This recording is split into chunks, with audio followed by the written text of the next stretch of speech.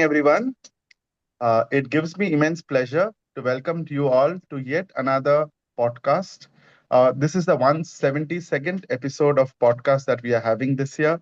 The podcast by the name of Gyan Pravah, which was started by our visionary president, Dr. Sunita Tandulwadkar ma'am.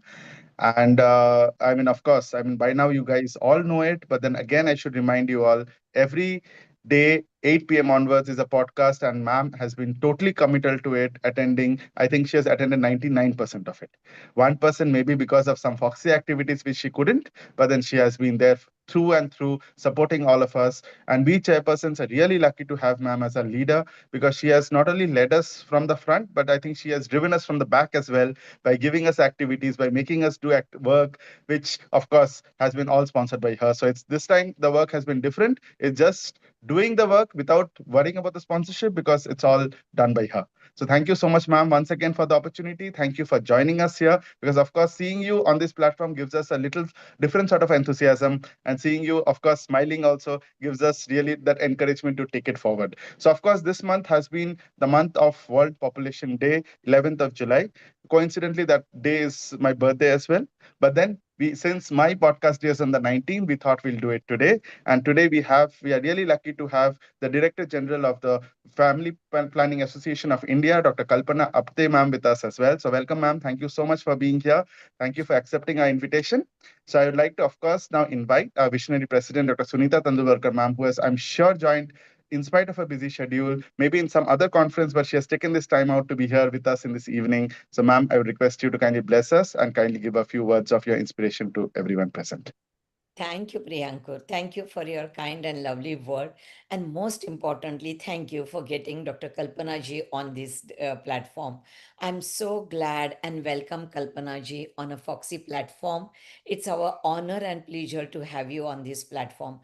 This weekend, we have presidential conferences happening in Sholapur. We are in Goa with the Arogya Yoga Yatra. There is a conference with the Gujarat state. There is a conference with Orissa state. Oh my goodness, we are absolutely, this weekend was a overpacked weekend. But nevertheless, it's always fun to join whenever possible, unless I'm flying.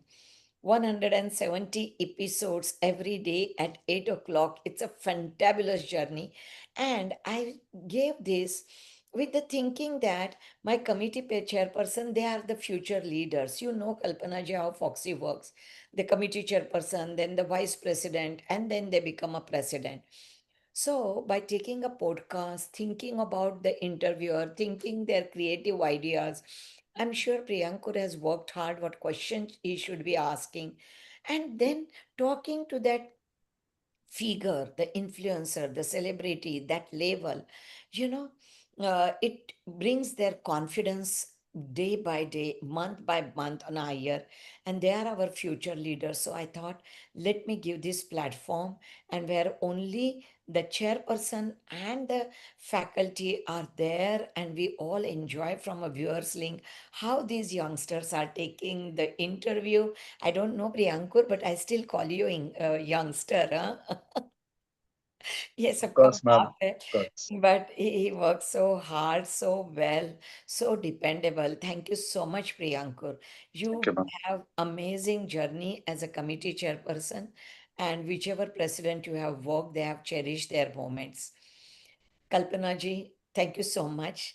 Just before joining, what we spoke about sponsor a birth project, which was lagging behind because of the COVID pandemic. I know you are in a family planning, and I'm asking you sponsor a birth, but these are two different families, Yeah. and both the families need help. One from our side, and one we need to force them to get help for spacing or completion. So it's always pleasure, and we'll look forward to meet you also, Kalpana ji, because mid-November there is a conference in Pune. That's a presidential conference between the two AICOG. The biggest conference is probably the president's conference, where every committee chairperson, vice president, past president, and all the faculty they come. So you are more than invited, and you will receive maybe in 2 weeks' time the invitation, which are going to be shoot up to all. So looking forward to see you, but before that only. Sometimes, definitely, we'll catch up. Absolutely, Dr. Sunita. Thank you so much. It's a pleasure. Thank you. Thank you for your valuable time. Yes, back to you, Priyankur.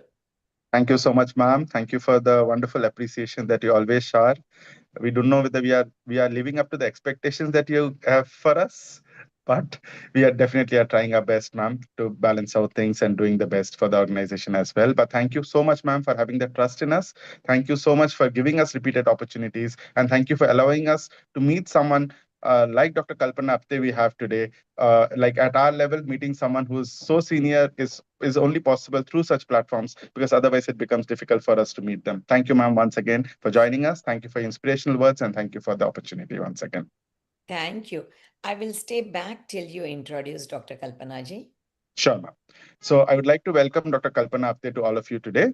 She is a medical doctor with a Master of Public Health in Human Sexuality in San Francisco University in USA. She is currently pursuing her international master's program for managers. She holds a PG diploma in hospital management from the University of Mumbai and the diploma in executive education from Harvard Kennedy Government School, Boston in USA.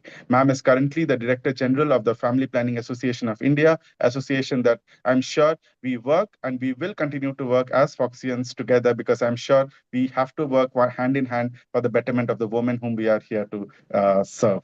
So thank you, ma'am, for joining us. I'm sure it's going to be a very exciting session, and we are going to talk on this important topic of family planning and what are the obstacles and how we take it forward. Yes. Thank you. Thank you, Sunita, ma'am. Yeah, Enjoy the podcast and enjoy the dialogue. Thank Before you. thank you you so much, leave, ma'am. Dr. Sunita, before you leave, I just wanted to say a very quick word that Foxy FPI, of course, have been very good partners, and we have Yes. always fought that who's Foxy, who's FPI. I mean, Dr. RP Sunawala, Dr. Usha Krishna, and all those doyens, we keep fighting, and Nozer and everyone. So, yes, it's a very close knit two organizations. And Jaydeep, I say that Jaydeep is a FPI person.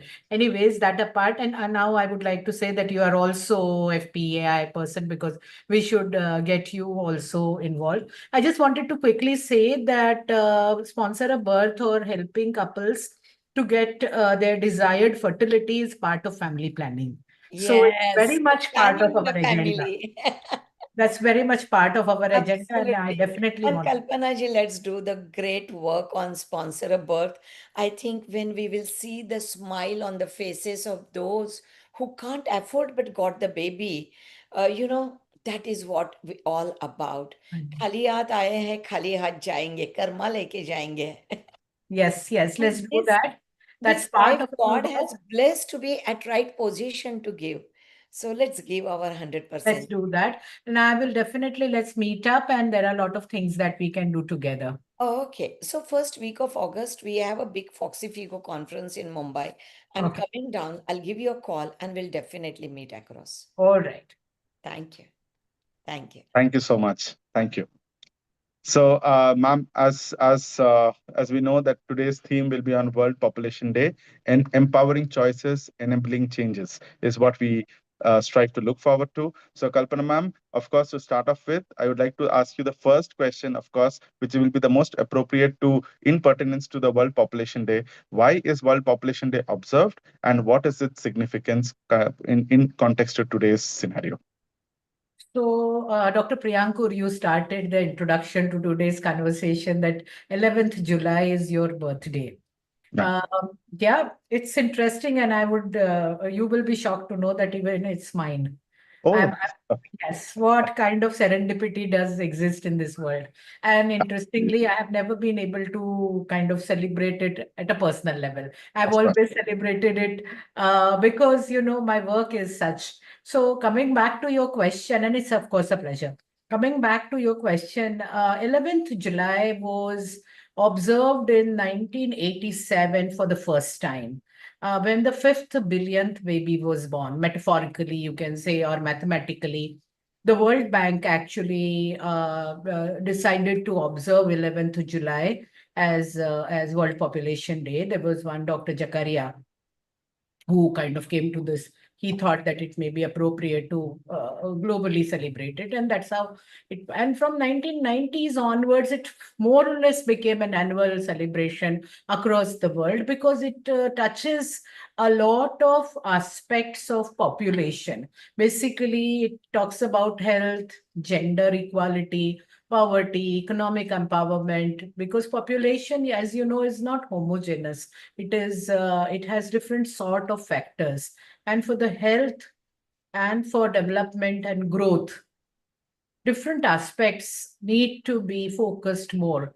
And Yes, ma'am. so from 1987 onwards, when it was 5th billion, guess what's the global population? In last 36 years, we have come to around, I think, 8.2 billion, around Wow. that. So Mhm. just uh, so much every 10 years, I mean, 1 billion.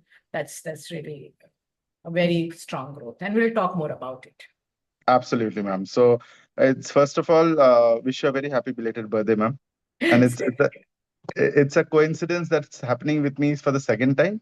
Okay. For the first time, we have an award called the AOFOG Award, ma'am. That's an Asia Oceania Award, and India sends three people every year for this award. So, ma'am, this was in 2018 when me, Dr. Rohan Palshetkar, and Dr. Kunal Doshi, three of us were the awardees from India, and we were in Manila, and then all my 23rd of January was my anniversary. So I once we were just talking to them, and I just we were sharing some pictures on Facebook, and I realized that both of them also had their anniversaries on 23rd of January.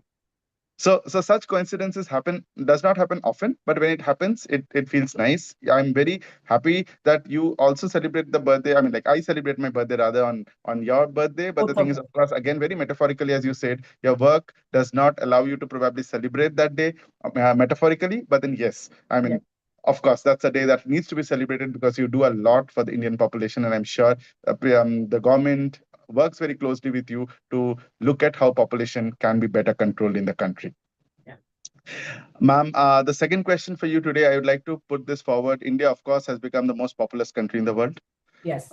Should we be alarmed? Should we be reassured? And now we are looking at a picture where people are saying that probably like Japan, like China, our population is more of the older population and less of the the younger age population. So is it something to be alarmed of? Is it something to be reassured? And where do we, feel where we are so that we can take it forward so that India prospers in the future? Well, that's really a very interesting question because India's population and we being the most populous country, it's not a gloom and doom. We shouldn't look at it from that because population is not. It's people, it's individuals. They make a country, they make a city, they make a family, they make individuals, and they all have aspirations and they all have potential to grow and to be happy and content and become you can say take the country forward, take the cities forward, and so there is immense potential. And but that is so reassurance, I wouldn't say, but we should this comes with a caveat that whereas there is so much of potential, whereas there is so much possibility, immense, it's a growth engine, so many capable hands, but capable being the keyword. If these hands, if they are not skilled, they do not have those kind of capabilities which can help them to contribute meaningfully. And also it's a mutual thing, isn't it? When we do a job, when we do a practice, when we do whatever, we are not only gainfully employed, but we it's always something that we give and we receive. To Sunita just said that. So in that true spirit, whether you work in a corporate or you're a lawyer or a doctor, or you may be a person who is cooking at somebody's home and getting a salary, whatever level of work you do something which is then, helps the overall economy. If those capabilities don't exist and what is relevant in today's world, then it can become a little bit of a challenge. And that is important for India because we do have a very small land mass. If you compare the global countries, we have a smaller land mass, but our population is bigger. And therefore, the resources as they are, the water, the food, all of that, we really need to be cognizant of the fact that these are all very closely linked. But the good news is that whatever we are today, we have come, our fertility rates have now become replacement level fertility. That Okay. doesn't mean to say that we will not be expanding, we will not continue to grow, because the population momentum will happen, because Get it. we have younger. And just to very quickly answer, we have the potential to become a country of old people, because currently we are a country of young people, Mm-hmm. the Mm-hmm. biggest generation. And these young people, when they will grow older, we will have a bigger number of older people. Mm-hmm. But if we continue to have, I mean, if our fertility rates do not drop, if people keep getting married, they continue to have one or two children as per their desire, then we will not be a country of only old people. Get it. Yeah. So you will have fewer births, but we still will have a good population mix if it is clearly calibrated. That Get is it. how I look at it. That is my Of view. course. Of course.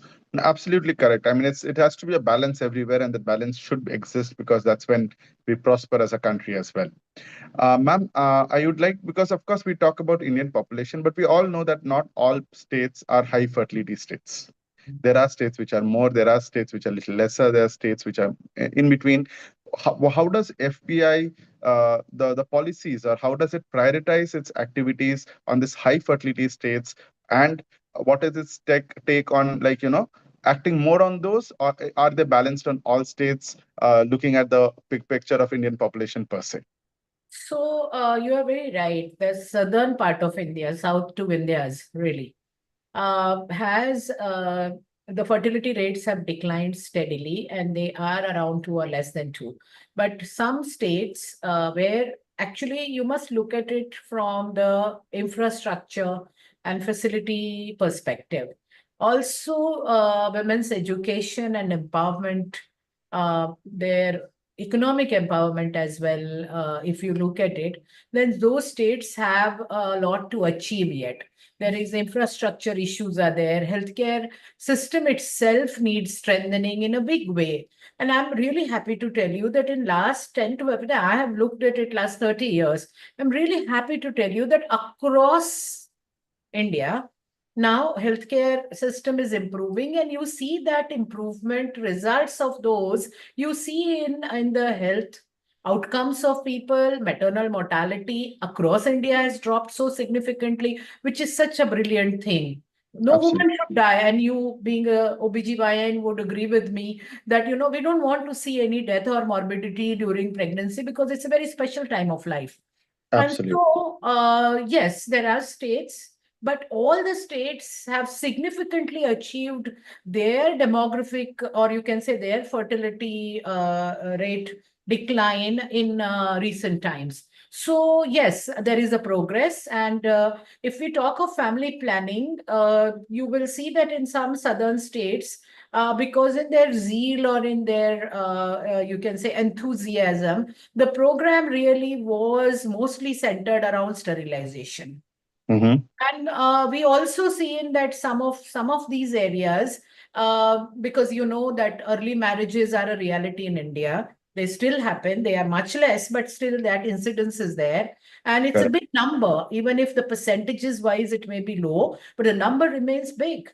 And those young girls get married at 17, 18, or even 16, 17, have a couple of, and our Indian society culturally across the country, as soon as you get married, and you would have also faced it, Correct. that when are you going to give us a good news? When are you going Yeah. to have a child? And that's across. And we are also guilty of it, because we don't know maybe what to ask. We will ask someone who's got married, our friend or our nephew, nieces, whoever, will say, Kab news de rahe ho? Mm. So that pressure, indirect pressure is there on the young couple to prove their fertility. And then to, of Yeah. course, have a male child or more male children. Anyways, that's a different conversation. But because of that, early pregnancy, early marriage, early pregnancy, and then sterilization at very young ages of 22, 23 also we see.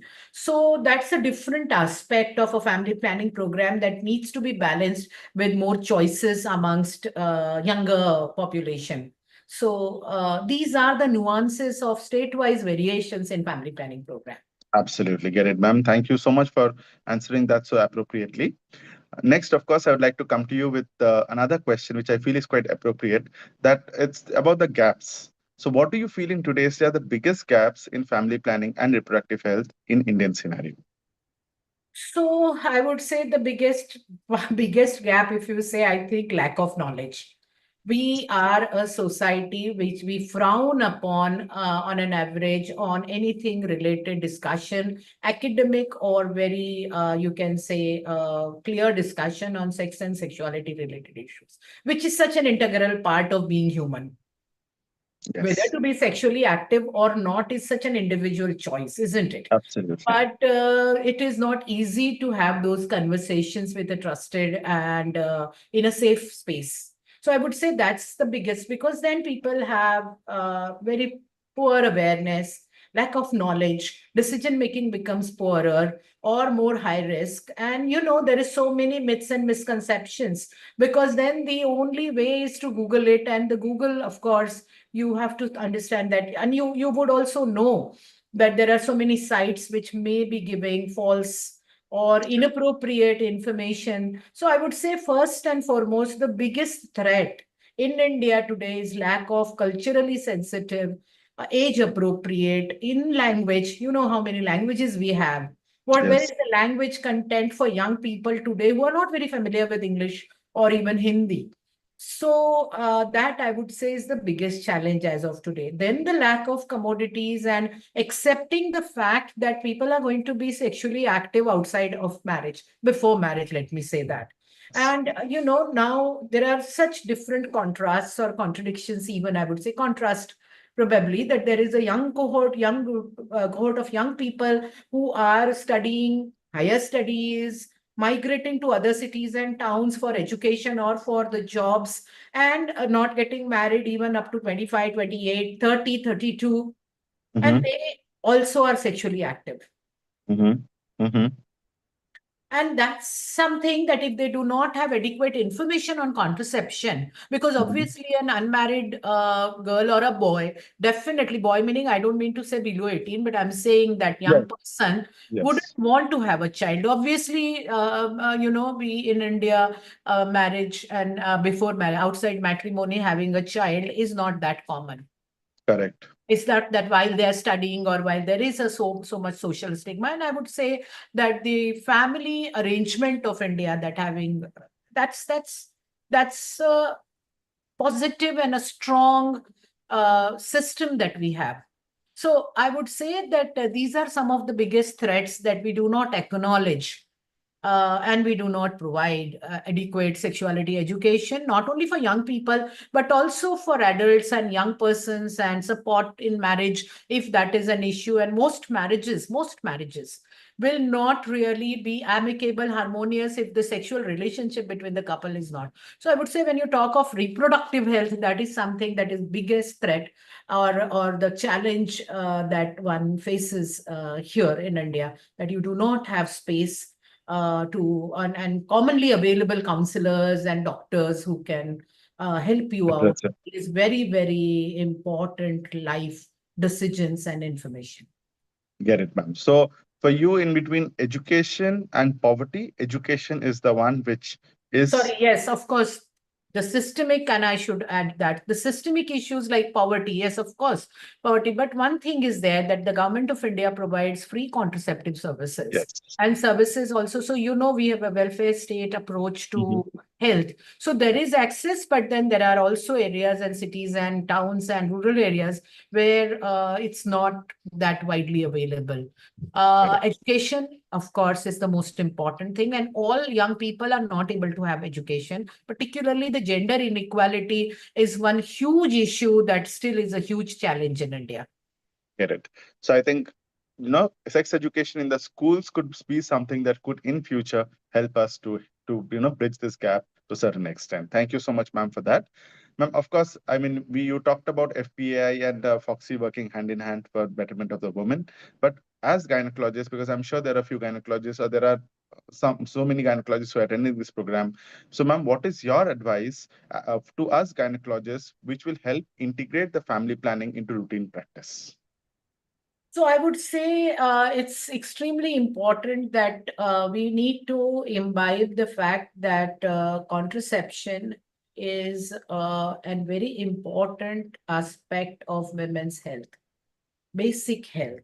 Unwanted pregnancies, unplanned pregnancies, which a woman faces, you know how much that could, what all kind of pathways it could lead into. So contraception is prevention, and it helps not only the mother, but it also helps the spacing helps children. It helps in anemia, it helps in overall health of the woman and the family. And so therefore, all gynecologists should make it a routine to ask a question about contraceptive choices and must offer. I know these contraceptive options are not very highly medical, they're not very technical, and they're not very interesting probably also. You see, Mhm. because someone who is very young and upcoming might want to do something very interesting surgery, learn something very nice, or some very different kind of robotic surgery, maybe. And contraception is a nurse can also give. But be that as it may, but when a doctor, because most times family physicians concept is now a dying breed. Now, I don't Correct. think we have family doctors anymore, Mhm. or very few Very anyways. few. And Correct. so for the woman, it's the gynecologist who's a family doctor. As Dr. Nozer likes to say, that you are their confidante, you are their allies. And if you are the one who puts this thought of contraception in her mind and helps her to make those decisions and carry it forward, believe me, you are saving a life. You are making the Absolutely. quality of life for a person and a family better, because an unwanted pregnancy, second trimester baby abortion, or even abortions, an extra cost on the woman. And if they are poor, or if that they that would really cut into, and poverty, health is a poverty line, very big variable expenditures. So you would be saving a life, really, literally, if you were to help her choose her. So please make it a routine question for anything that she may come for. She may come for white discharge, she may come for pregnancy, she may come for abortion, she may come for anything. Please ask her and help her to choose a contraceptive method. Absolutely, ma'am. Very appropriately and very well said, ma'am. Ma'am, next, of course, I would like to ask you about, the next ethical considerations. Do you feel in India it's ethically wrong to talk to a couple? Have you faced situation where they, if you talk to them about contraception, if you talk to them about family planning, not reproducing anymore, has there been any issues which comes to you, which you have heard of, any ethical consideration that is there regarding this promoting family planning? I think, yes, because family planning, contraception, or any other procedure for that matter, I would say it's very important that ethical consideration has to be to avoid coercion. See, family planning program is historical and old, and probably one of the widest spread program across the country. And Mhm. in early times, in our quest to see and also to reduce maternal mortality, we have been a little bit, you can say, coercive, and it's well documented, and we are all very enthusiastic, and decisions that we, because we are doctors and we know better, I mean, that's what we most of the times feel. There could be Mhm. a hard or a soft nudge and a push, and the couple's choice often may or may not be taken into consideration. When there are medical contraindications, that's a different story, and that's where giving full information is one of the most important ethical consideration. Avoid coercion, and your own choice, pushing your own choice on the couple is also another ethical consideration that's very important. And we have to be gender sensitive. We have to be gender sensitive. And why I say that? Um, Today we know that gender is not a binary. Mhm. Historically, if you're receptionist, we'll see someone who's probably, a male looking person giving a male name and asking for a gynecologist, it's difficult to accept or even say that why would you come? But we Absolutely must remember there could be a trans man correct. who may need gynecological services or even obstetric services. Now people have a choice. And that choice, when they exercise the choice, then gender binaries should not restrict your practice. Mm-hmm. Mm-hmm. You will have to remember and you will have to kind of accept it that there may not be only women. Mm-hmm. And even sometimes feminine looking people may come in, but they may not want to be known as women. Absolutely. Hmm? Get it. So So they are today's pregnant scenario, persons. Yes. everyone have the choices, everyone have a lot of opportunities, and it's up to them how they want to take it forward. I think another instance that we see quite often sometimes in private practice is about property insertions. There are a lot of women who come and say that in the hospital when they deliver, suppose in a government hospital, and they have not been informed, no signature has been taken about PPIUCD, and it's been inserted, which is something of course that I do not accept, because there's no doctor who's going to put a PPIUCD without taking a consent. But sometimes probably in the labor pain, it had not been explained, talked about before, and that sometimes becomes a obstacle for them to continue, because once it's not told and put in, they take it as a as a like why was it put it in me, so it needs to be pulled out. So that's sort of a scenario sometimes. And again, I mean, as one of my teachers used to always say, whatever comes free comes without value. So that also goes to say that whenever they have not been charged for it, they feel that it's okay. Anytime I pull it out, I haven't wasted the money on it. So that's again something that probably is an obstacle that sometimes we feel probably in this population control scenario in the country. Yes. Ma'am, FPI, of course, is working very, very hard. But you said this program has been on for a very, very long time. This association is here for a very, very long time. So, ma'am, any innovative steps that FPI is taking off late to to probably stabilize the population in the country? Yeah. So first of all, it is important to understand the community and respect that, yes, the community and the woman. So first, primarily, our focus has been on the person at the end of our journey. It is the individual who is at the center. And then to see that you provide gender sensitive and person centered care to them. And that always remains the kind of the focus that we provide. Recent examples are, of course, provision of telemedicine during COVID, and we did quite Mm-hmm. a lot around that kind of work, Mm-hmm. provided counseling and provided services, and they could go and pick it up from the nearby PHC sometimes, or even Mm-hmm. from pharmacy, they could pick up the oral pills, Mm-hmm. condoms, and whatever is self-care. Self-care is another one where we are very hopeful that we should be able to move forward and give the contraceptive in the hands of the people Mm-hmm. that obviously, I mean, there are some methods that has to be given or Correct. provided by a doctor, like an implant or an IUD. We just spoke Yes. about it. And Mm-hmm. but there are some injectables, say, for example, if there is a subcutaneous injectable, there is a Mm-hmm. hope and a possibility that if you train the woman enough, the person enough, then they should be able to take it themselves. And Mm-hmm. our healthcare system should become supportive instead of that pressure coming on the health system that the woman keeps coming back every 3 months. So these are Mm-hmm. some of the things that you kind of help them to take care of their own follow-ups. They come back again, they can talk to their providers, and if there are complications, they are safely able to talk to them. So if it's not, see, population control is not the reason you provide a contraception to a couple. Of course. The reason is that they do not want any more children, or they want to space between two children, or they Mm-hmm. want to delay the first pregnancy or whatever else. And Mm-hmm. that is the reason, and population will take care of itself. Mm-hmm. If Mm-hmm. every couple had wanted, because Indian women 20 years ago have told in a very Mm-hmm. big survey, National Family Health Survey, that their Mm-hmm. fertility desire family size ideal was two, less than two. Yeah. But they were at that time having on an average more than two children. Correct. And that was because they didn't have the contraceptive options in their hand, or they were myths. So we don't control population, we don't stabilize that. We work with people for their desired fertility size so that their rights, reproductive rights, are fulfilled. So let's change the lens of looking at it. Yeah. Let's look at individuals and the couples, and population will take care of itself. Get it. Yes. So it's like, when when the only instrument you have is a hammer, so everything looks like a nail. So let's not probably do that. Let's look at as the case basis scenario.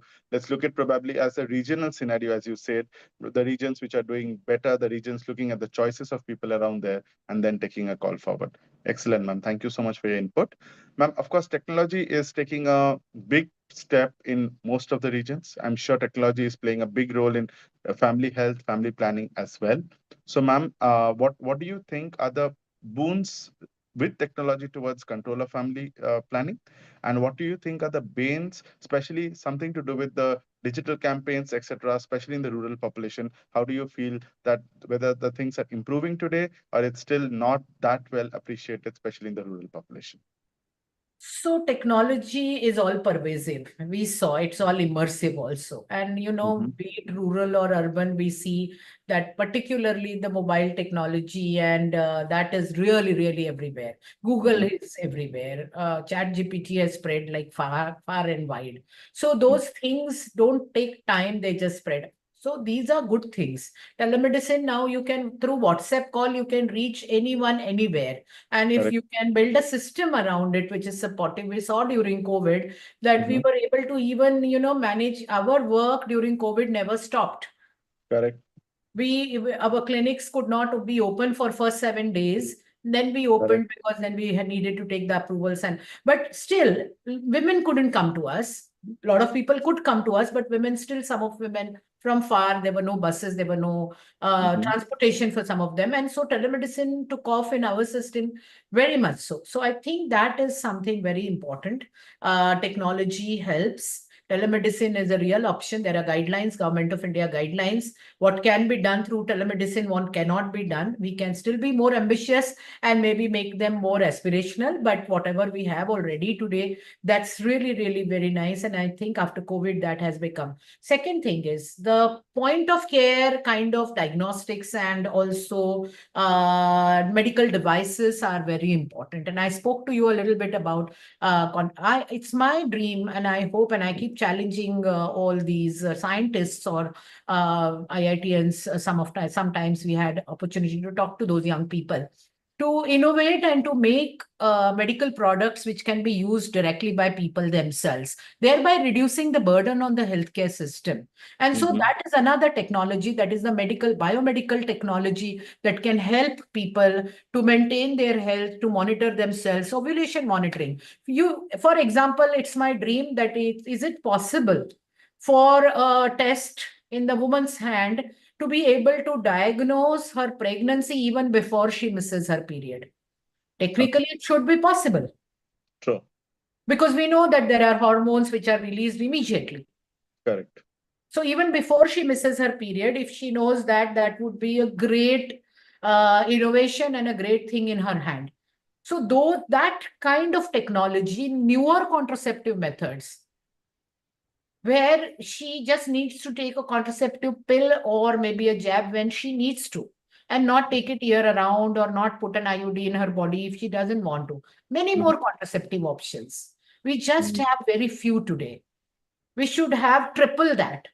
So, Correct. yes, technology can enable, but we still need to invest in that more. Absolutely, ma'am. Thank you so much, ma'am. We know that there are a lot of laws, acts in India, like the POXO Act. We still know that adolescents fall prey in certain scenarios, ma'am. So there are, of course, few cracks which we probably need to fill so that the adolescents of the country are better taken care of. It's not only pregnancy that we are worried about, but it's sexually transmitted diseases that we are also looking at there, ma'am. So how do you feel we could, decrack those cracks, and how can we do better in trying to protect and prevent them?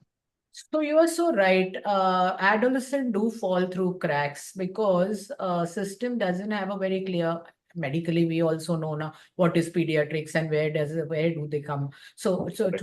So that's those are very vulnerable times. There is not much information. Sexual behavior, whether having full penetrative sex or even sexual debut, a little bit exploration, is so stigmatized, but it is Mm-hmm. natural. Hormones are there and people are have access. So Mm-hmm. that is stigmatized. There is no system in the community for young people to be able to seek that kind of information and for them to understand that what is the repercussion of these kind of behaviors.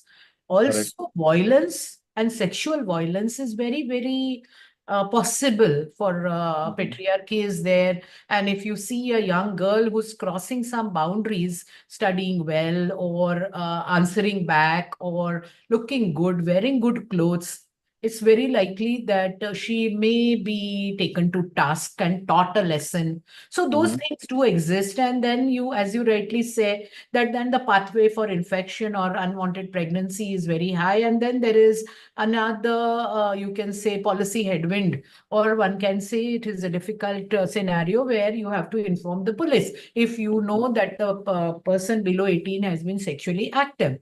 And Correct. mostly it is at the gynecologist clinic, it would be the girl who would be coming with unwanted pregnancy or an infection, and you are supposed to inform the police, whether or Mm-hmm. not they are notwithstanding the marital status. So Mm-hmm. yes, that is a very, very risky kind of area where they do fall through cracks. How we can do better? Of course, we spoke about the sexuality education being a very important system, and I'm happy to tell you that the Rashtriya Kishore Swasthya Karyakram RKSK is doing quite concentrated efforts even in Umang clinics and others, which is sponsored by the government of India across all Mm-hmm. these states and districts and cities, Mm-hmm. doing quite well, covering a lot of young people and providing them with critical information. Non-judgmental and confidential services are another very important aspect. We Uh, are all human beings, but mm-hmm. sometimes we become judgmental. We Correct. we put our thoughts and our morality in front of that person, and we do not know from which aspect they are coming, what is their Mm-hmm. background, why they have become pregnant before 18 or before getting married, and they have come to Mm-hmm. us. We do not know. And we then stigmatize them, or we speak to them condescendingly, or we sometimes even our staff members, our not FPI doesn't do that because we work, but Mm. I'm just talking generally. I'm talking of Correct. the doctors, gynecologists, family physicians, everybody. So Mm-hmm. it's important that we do not stigmatize young people and their sexual behaviors. Yes. It's very natural sometimes, and if you don't know, they are going to explore. Absolutely. So that's, I think, the key Yeah. statement. I mean, teach And them. menstrual hygiene, as you know, that is an entry point for a dialogue with young girls to start talking about health and Absolutely. healthy sexuality, healthy growing up. Yes. Thank you so much, ma'am, for that input. Ma'am, of course, parents and teachers have a big say in the adolescent life because teachers also spend a lot of time with the adolescents. So, through FPI, do you take any step to educate the parents and Yes, sometimes the teachers as well yes, yes. to towards this reproductive health, betterment of the reproductive health of this adolescent girls? Yes. So, Priyankur, we have a huge sexuality education program for young people. Okay. Annually, in person and online, we provide more than 4 lakh young people. We provide Wow. sexuality education services, and none of this is without parental awareness and knowledge. Oh. We do more than annually, we do collectively more than 10,000, 15,000 parental briefing sessions or talking Mhm. to them, communication, forging consensus with them because they need to know what we are going to talk to their children. Mhm. They need to be assured. And we have seen also that, see, it's not that parents don't want to tell their children. It's Mhm. that they don't have the language. They Mhm. don't know how to talk. There is no privacy sometimes. And Correct. even they are not very comfortable because they never received any sexuality education. They do not have language. Correct. And in our most of our Indian languages, there are not adequate words to describe certain things. Correct. How do you translate that? How do you say gender, for example? What is the language? I mean, you Bengal. speak Bengali. So what Yes. would be a word for gender? What We would say be a we say lingo, but then ah, again, yes. Yes. exactly. Laingikata or yonikata, this is what we talk about, like Yes. sexuality, Yes. gender. So these are new words. Mm-hmm. and these are not comfortable. So parents do want to talk to their young people, the children. Not that so if there is some trusted organization, a doctor or Mm. someone, really they would be very happy that their young children are. Sometimes we have seen that if we are taking a session for elder sister, the mother will bring ki isko bhi le lo, choti behan ko. Even if Oh, she's not fitting into your age group, isko bhi mhm. aap padha do. So we not only Okay. do it in schools, colleges, we also do it for children, those who have dropped out of school and That's the nice. community. So we see a Mhm. lot of support. Teachers also, again, the same issue. They are so full of the academic curriculum. They would, it's not their subject. It's not going to get marks. It's not going to get any academic dividend for the young person, whether they teach it or not. They are also काम के बोझ से मारे हुए.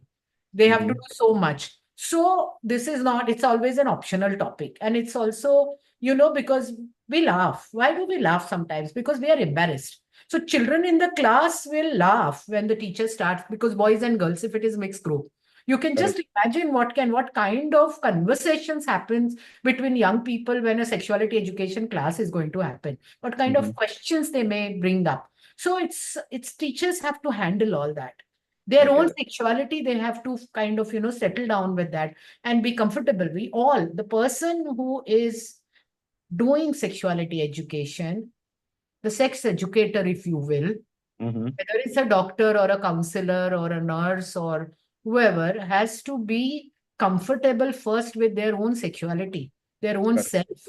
And then only they can move on to be an academic educator. Correct.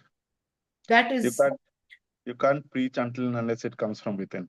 So I I mean, think you need to that's be comfortable. You need comfortable. to be, Exactly. yeah. Exactly. You need to be at peace with yourself. You need to know what exactly you need to talk, and you need to be, you talk better. Always we talk better when we follow it or we do it ourselves and we know what it is. So very appropriately said, ma'am. So thank you so much for that once again.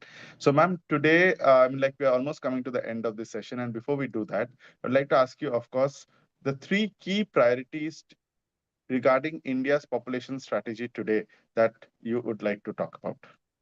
Um, the first key priority is that everyone has to have access to quality, high quality contraceptive services, Mhm. regardless of their marital status or regardless of their age or regardless of their income standards. Mhm. Mhm. Everyone, if they wanted, it should be very easily accessible and available. Mhm. Everyone Mhm. should be able to access it. And these Get it? should be high quality, and they should have not only access to the commodity. Not Mhm. It's not only enough to be able to go buy a condom over the counter at 12 o'clock midnight or Blinkit or Zepto or those fast they can Mhm. deliver it to your home in 10 Doorstep. minutes. That's Mhm. not enough. Everyone needs to know how to use those contraceptive Correct. options.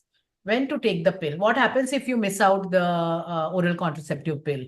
When do you take missed pills? Or what do you do if you have a mid-cycle spotting? Uh, Correct. those things are very important. What happens if you feel bloated? Do Mhm. you have worries about other things? Like I will gain weight, I will not conceive again, it will be delayed my fertility or something. So those Mhm. are, so not only commodity, but also everyone should have access. That's Correct. number one priority. Now that India's population, we have now reached the replacement level fertility. Mhm. Okay. Now the average children per family is around two or less than two Mhm. In India Mhm. average, Mhm. Mhm. North-South average together as Indians. That doesn't mean that the family planning program can be, now we can say, oh, relax, we have done, we Mhm. have reached. Population is going to be stabilized in some time now, in a few years, say a couple of decades. We actually, because we are a young cohort of country, huge number of, we need to scale up our family planning program. Ab wo nahi chalega. And we need to focus on spacing methods more than the sterilizations. So that's Correct. number one priority. Number two priority is that women, they need to be able to take that decision and they need to be empowered. And so Mhm. women's education is one denominator, you can say one variant, which changes the scale from having unplanned and multiple children to having a planned family. So women's Mhm. education and women's economic empowerment, that she has money in her hand and she's working, she's also contributing to the GDP and the marketplace, but she's also able to use that money herself. She Yeah. can buy milk for children if she wanted to, and she can buy a sari for herself if she wanted. Not that she Yeah. is earning and that money is being used by her mother-in-law, father-in-law, or her husband. Mm-hmm. It's just a machine. So that doesn't help. So empowerment along with economic, income and income empowerment. And we cannot only talk about women and people without talking about men and Yeah. boys. A gender just society needs everybody to be a part of it. Mm-hmm. Violence, abuse, sexual violence, patriarchy, Mm-hmm. it is, these are all ills that we face.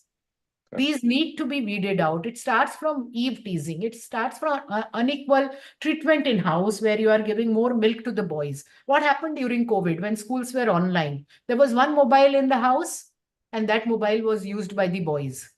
The Correct. girl of the house never got to use that. And that is not just. Correct. So that deeply ingrained psyche that girls are a burden and boys are a boon, Needs to that change. needs to be. So these are the, I would say, key priorities: gender equality, access to contraception, and ensuring that people are able to make their choices, engaging men and boys in the conversations that happen, because without involving, and I don't think, see, men and boys, they're not born with a sense of superiority. We give it to Of them. course not. Yes. To be a man, that toxic masculinity is sometimes an expression of expectancy. That being a man is this is what I have to do, because if I'm a man, I have to be macho. I have to hit my wife. I have to show my mardangi. That is a societal construct, and Yes. that can be changed. That is what. Of course. Of course, ma'am. So, ma'am, we are almost in the last question of this excellent session that we have. And of course, all sessions we end with a take home message. Today, we have a lot from the FPI family and also a lot of Foxians who are attending this program. So, what would be your message to everyone, rather, OBGYNs, to the FPI members, everyone on this? I mean, not World Population Day, but on what can be done regarding population control, being the DG of the FPI of the country. So first of all, I would like to say that all of us have a responsibility to ensure that contraceptive choices are a part of our service that we give. Information or services, be a champion.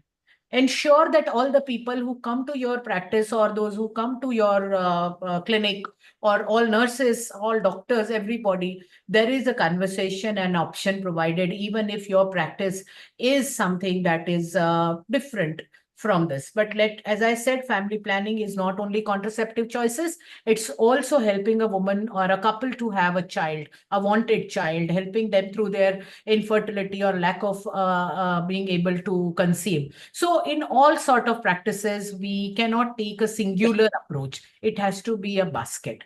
The second thing I would like to say, that provide information, receive information on sex, sexuality, and healthy relationships, and be a champion also to ensure, because you can't talk of contraception or even fertility or even treating infertility without sexuality education to the couple, and having academic good local language vernacular words which are simple and not stigmatizing. So that would be my second.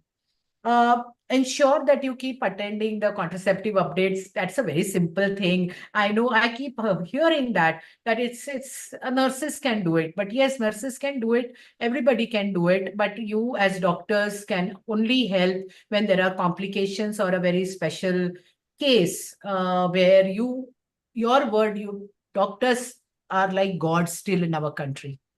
And so your one word that, yes, use a contraception, don't worry, your fertility will be back, is reassures the couple like nothing else will. Agreed.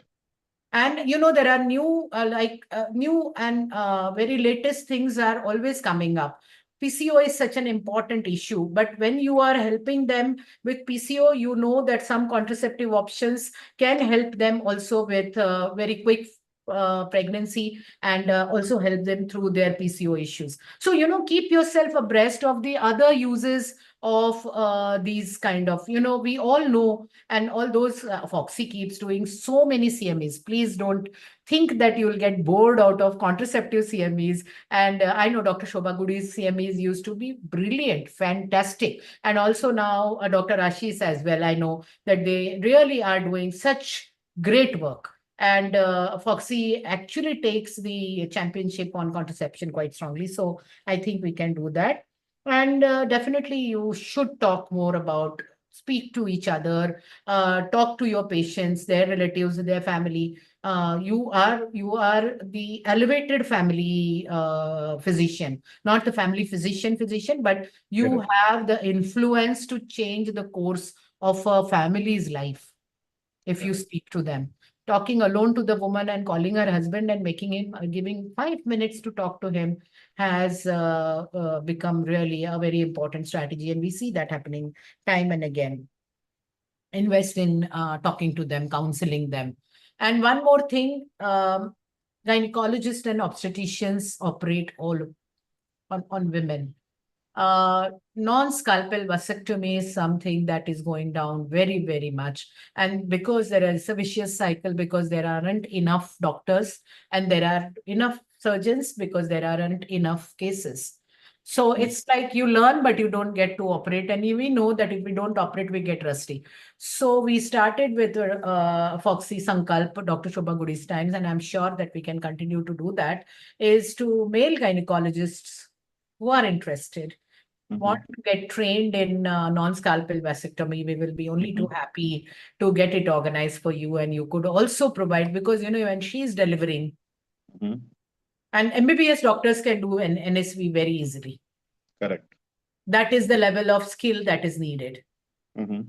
Mhm. Education, skill, and qualification. So my plea to all the gynecologists, and particularly male, because we had female gynecologists who are operating on NSVs. So if you Mhm. want, and if you want to contribute to that, engage men in family planning, that would Mhm. be a great service that you could do. So my call to action to all gynecologists to also help men to be able to do vasectomy.